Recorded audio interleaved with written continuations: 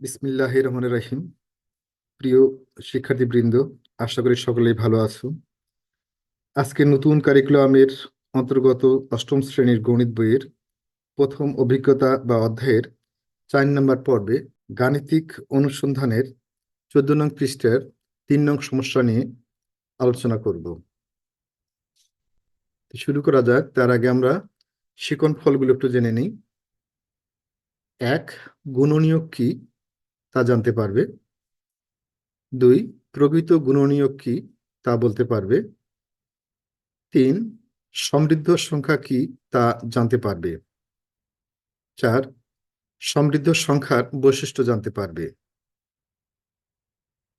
সমস্যা 3, সংখ্যার গুণনীয়ক সম্পর্কে নিশ্চয়ই তোমাদের ধারণা রয়েছে।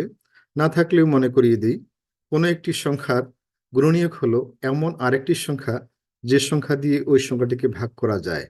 আমি আবারও বলছি, কোনো একটি সংখ্যার গুণনীয়ক হলো এমন আরেকটি সংখ্যা যে সংখ্যা দিয়ে ওই সংখ্যাটিকে ভাগ করা যায়।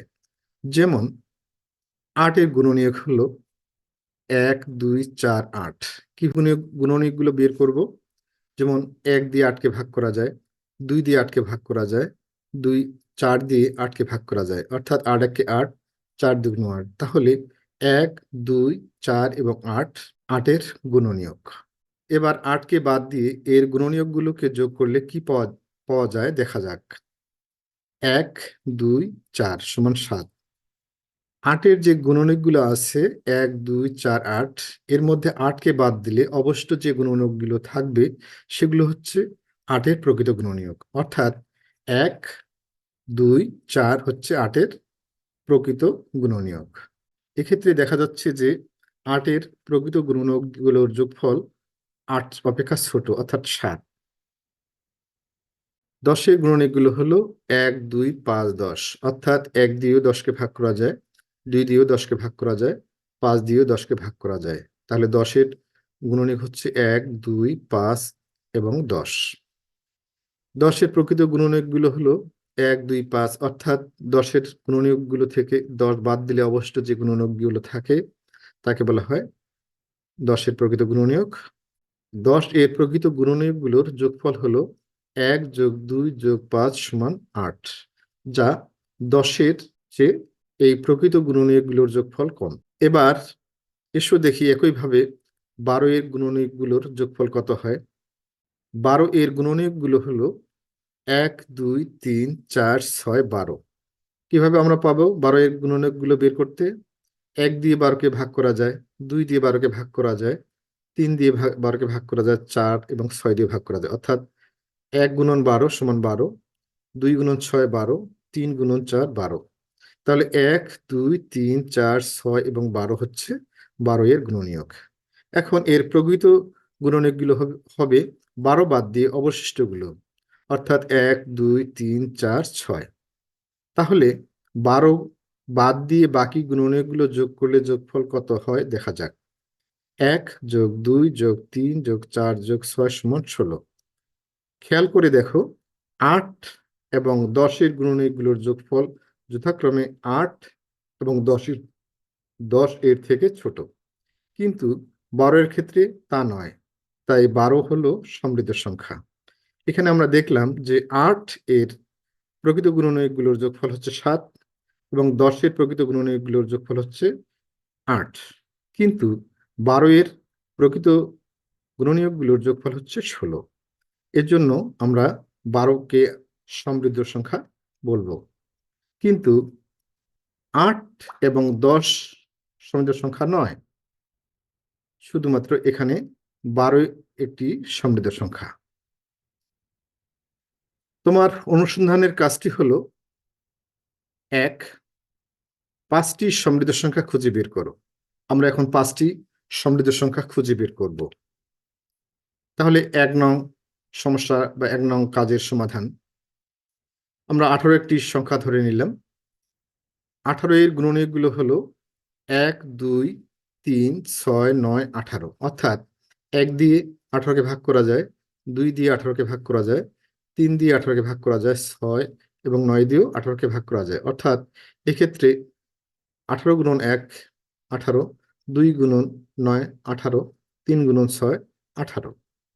এখন 18 এর প্রকৃত গুণনীয়কগুলো হবে 18 বাদ দিয়ে, অর্থাৎ 18 এর প্রকৃত গুণনীয়কগুলো হলো 1 2 3 6 9, অর্থাৎ এখানে 18 বাদ দেওয়া হয়েছে।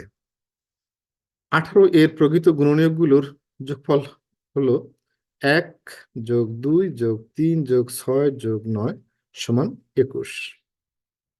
আরেকটি সংখ্যা 20 নেওয়া হোক, তাহলে 20 এর গুণনীয়কগুলো হলো 1 2 4 5 10 20। এখানে আমরা গুণ আকারে 20 কে লেখা হয়েছে 1 গুণন 20, 20 একে 20, 10 দুগুণ 20, 4 গুণন 5 অর্থাৎ 4 5 20, 5 দিয়ে 4 গুণন 4 5 20, 10 দুগুণ 20। আমরা যে সংখ্যাগুলো পেলাম এগুলোকে প্রত্যেকটিকে একবার করে যদি আমরা নেই, তাহলে আমরা 20 এর গুণনীয়কগুলো পাবো 1 2 4 5 10 20। এখন 20 এর প্রকৃত গুণনীয়কগুলো হলো 20 বাদ দিয়ে 1 2 4 5 10। 20 এর প্রকৃত গুণনীয়কগুলোর যোগফল হলো 1 যোগ 2 যোগ 4 যোগ 5 যোগ 10 সমান 22। এবার আরেকটি সংখ্যা 24 বা 24। অনুরূপভাবে 24 এর গুণনীয়কগুলো হলো 1 2 3 4 6 12 24। এখানে আমরা বিস্তারিতভাবে 24 এর গুণনীয়কগুলো বের করার চেষ্টা করেছি। 24 এর প্রকৃত গুণনীয়কগুলো হলো 24 বাদ যাবে, 24 ছাড়া অবশিষ্টগুলো 1 2 3 4 6 এবং 12। তাহলে 24 এর প্রকৃত গুণনীয়কগুলোর যোগফল হলো 1 যোগ 2 যোগ 3 যোগ 4 যোগ 6 যোগ 12 সমান 28। আরেকটি সংখ্যা 30 বা 30 নেওয়া হলো। 30 এর গুণনীয়কগুলো হবে 1 2 5 6 10 15 30, অর্থাৎ এই যে সংখ্যাগুলো আমরা গুণ আকারে লিখেছি এই সংখ্যাগুলো দ্বারা প্রত্যেকটাকে 30 কে ভাগ করা যায় এবং প্রতিটি সংখ্যা গুণ করলে এদের মান 30 দাঁড়ায়। তাহলে যে সংখ্যাগুলো দ্বারা গুণ করা হলো প্রতিটি সংখ্যাকে যদি আমরা একবার করে নিই তাহলে আমরা 30 এর গুণনীয়কগুলো পেয়ে যাব। এবার 30 এর প্রকৃত গুণনীয়কগুলো হচ্ছে 1 2 5 6 10 এবং 15। এই প্রকৃত গুণনীয়কগুলোর যোগফল হলো 1 যোগ 2, এখানে যোগ চিহ্ন হবে 1 যোগ 2 যোগ 5 যোগ 6 যোগ 10 যোগ 15। এখানে যোগ প্রতিটির মাঝখানে যোগ চিহ্ন হবে, এর মান হচ্ছে 39। এরপর আরেকটি সংখ্যা 36 অর্থাৎ 36 নেওয়া হলো। 36 এর গুণনীয়কগুলো হবে 1 2 3 4 6 9 12 18 36। এর প্রকৃত গুণনীয়কগুলো হবে 36 বাদ দিয়ে অবশিষ্টগুলো 1 2 3 4 6 9 12 18। এখন এই প্রকৃত গুণনীয়কগুলো অর্থাৎ 36 এর প্রকৃত গুণনীয়কগুলোর যোগফল হলো 1 যোগ 2 3 যোগ 4 যোগ 6 যোগ 9 যোগ 12 যোগ 18 সমান 55। অতএব 5টি সমৃদ্ধ সংখ্যা হলো 18 20 24 30 36, অর্থাৎ এদের প্রত্যেকটির প্রকৃত গুণনীয়কগুলোর যোগফল এই সংখ্যাগুলোর চেয়ে বড় ছিল, এজন্য এগুলোকে আমরা সমৃদ্ধ সংখ্যা বলবো। এখন 2 নং যে সমস্যাটি বা কাজটি আছে তার সমাধান। সমৃদ্ধ সংখ্যার বৈশিষ্ট্য কেন অন্যান্য সংখ্যার চেয়ে আলাদা? এর উত্তর হবে যে ক, সমৃদ্ধ সংখ্যায় অধিক সংখ্যক গুণনীয়ক বা উৎপাদক পাওয়া যায়, এর জন্য প্রকৃত গুণনীয়কগুলোর যোগফল সংখ্যাটির চেয়ে বড় হয়। তাহলে আমরা এই দুইটি বৈশিষ্ট্য সমৃদ্ধ সংখ্যা থেকে খুঁজে বের করতে পারছি। 3 নং কাজ, অন্য দলের সহপাঠীদের বোঝানোর জন্য সমৃদ্ধ সংখ্যার একটি সংজ্ঞা প্রস্তুত করো।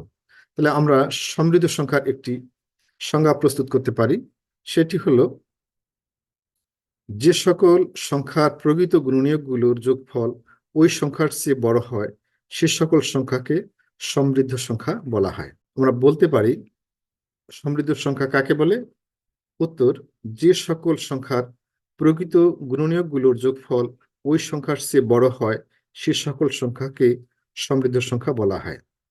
প্রিয় শিক্ষার্থীরা, আজকের মতো ক্লাস এখানে শেষ হচ্ছে।